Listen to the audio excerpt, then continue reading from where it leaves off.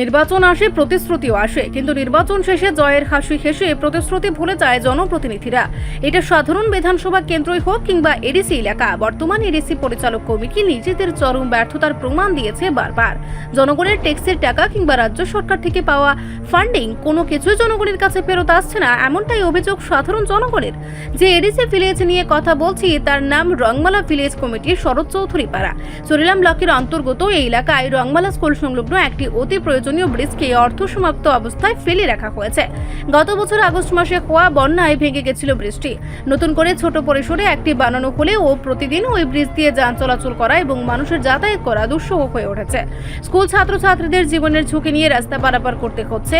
এই নিয়ে খুব বিরাজ করছে রংমালা এডিসি ভিলেজ এলাকায়। কষ্ট কইরা সকালে একজন আইয়া একবারে পাঁচ পয়রা হ্যাঁ পয়রা গেছে গা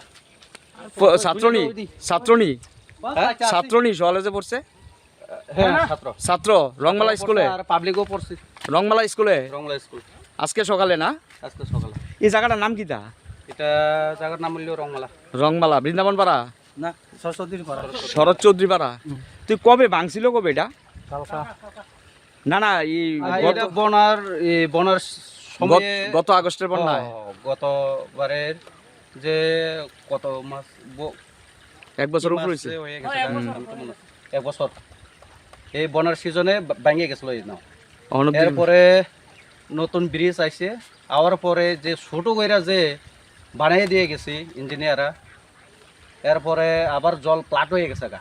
প্লাটের পর এটা কোনো মেরামত করা হয়েছে না, আবার পুনরায় আবার নতুন এই ব্রিজ কর্ম এত খনন করতেছে গা, কিন্তু অন্য কাজ চলছে না, কাজ চলতেছে। তুই পাবলিক যাইতে তো কষ্ট, বাইক টাইক তো যায় না পাবলিক কষ্ট। আর শুধু আমার ধারণা হইলো যারা পড়াশোনা করতেছে ছাত্রছাত্রীরা, কেউ আছে ডন বস্কো স্কুলে, কেউ আছে রংমালা স্কুলে, তারা যাতায়াত করতে অনেক অসুবিধা। তাহলে ব্রিজের লগে একটা মানে বাইপাস করার দরকার আছে। এই বাইপাস নাই দেখে তো মানুষ হয়রানি হয়ে গেছে। সমস্যা তো এটাই। প্রায় তাহলে 1-1.5 বছর ধরে এমন চলছে না? প্রায় 1.5 বছর। আপনারা কি চাইতেছেন এখন? আমরা চাইতেছে রাস্তা কাজ হোক, ভালোই হোক, তবে একটা বাইপাস কইরা যদি দেয় তাহলে মানুষের উপকার হইবে আর কাজও হবে, এটাই আমরা চাইতেছি। রিপোর্ট সংবাদ প্রতীক্ষা।